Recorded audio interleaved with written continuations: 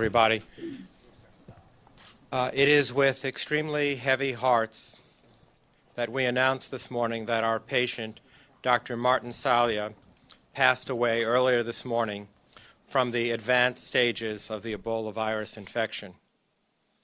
Our thoughts and prayers are with everybody in the Salia family, as well as his colleagues and friends during this incredibly difficult time. We want to personally thank Dr. Salia's family for putting their trust in us, especially since Dr. Salia has only been with us for a short period of time following his arrival late Saturday afternoon. The dozens of staff members who cared for our patient are all taking this very hard. They put forth a truly heroic effort during the time that he was with our care. In addition, the outpouring of grief and support for his family and for our staff, literally from across the nation and around the world, has been remarkable, including all of our former patients, people in Washington and state headquarters, etc. We use the maximum amount of supportive care and every advanced technique available in an effort to save his life. We are very, very sorry that the outcome wasn't the one that we had all wished for.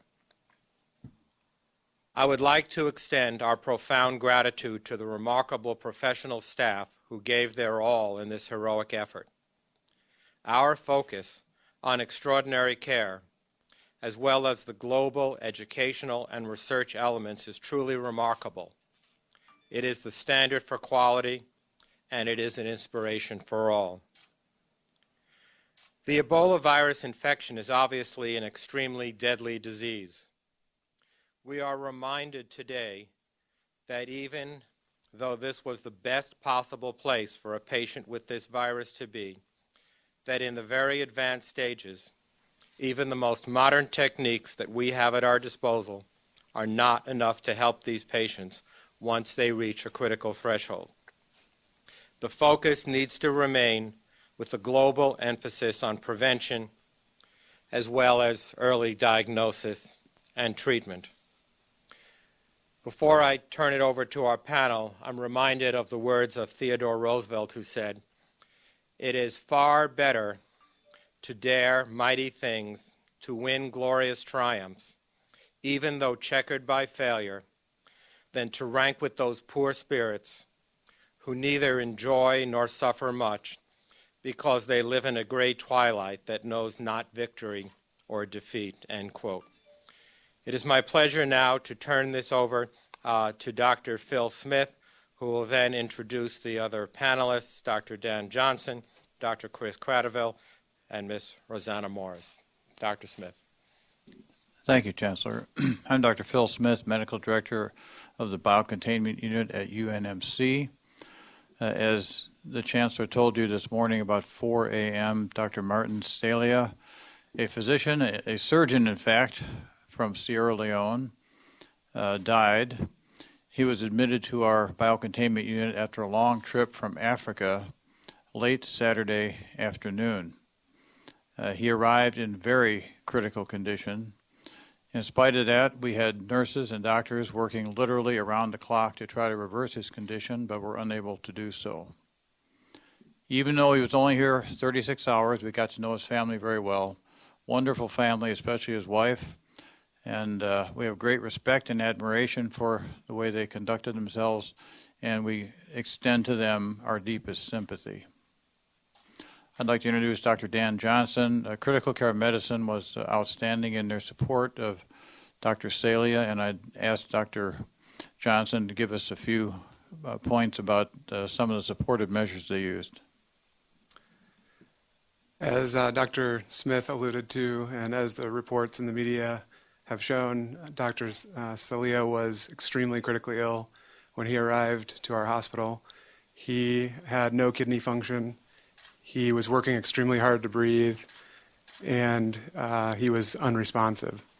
Within the first few hours of his arrival, we started running continuous dialysis, and within the first 12 hours, he had progressed to complete respiratory failure, requiring intubation and mechanical ventilation. Shortly thereafter, he developed severely low blood pressure and required multiple agents at very high doses to maintain even a marginal blood pressure. In this setting and in the setting of multiple treatments specific for Ebola virus disease, and despite the amazing care of our nurses and respiratory therapists, he progressed to the point of cardiac arrest, and we weren't able to get him through this. I think what Dr. Smith and Dr. Gold have said is right on the money. We really, really gave it everything we could. All modern medical therapies were provided, and we wish there could have been a different outcome. But I'm also proud of the team for what they were able to try. I'm going to turn it over to Dr. Cradaville now. One of the roles of an academic health center is evaluation and implementation of research interventions. As you know, there are no approved treatments for Ebola. So one of the things that we did early on in the Ebola outbreak was to evaluate what research interventions may be available. And there were 2 research interventions that we were able to implement in the care of Dr. Salia. One was ZMAP, and that's an intervention that we were able to obtain, and that was initiated Saturday evening. The other is convalescent plasma. And as you know, convalescent plasma is often used. It's taken from individuals who have survived Ebola, and we think it may have a role in potentially treating individuals with Ebola. And those are the 2 interventions that were implemented on Saturday shortly after his arrival. Rosanna? Good morning. My name is Rosanna Morris. I'm Chief Nursing Officer and Chief Operating Officer here at Nebraska Medicine. On behalf of the entire team, I want to share that it was an absolute honor to care for Dr. Salia. The team is unwavered in their commitment to provide the highest level of care and intervention for these patients. I had the pleasure and the honor of interacting with Mrs. Salia over the past 24 hours. She is an incredibly strong, stoic, brave individual who really, I think, taught us a lot about someone going through these circumstances, and was so appreciative, I think, of their time here. I want to thank our local heroes who took care of a global hero these past few days. They did a remarkable job, and their work was second to none. Thank you. So we'll now open it to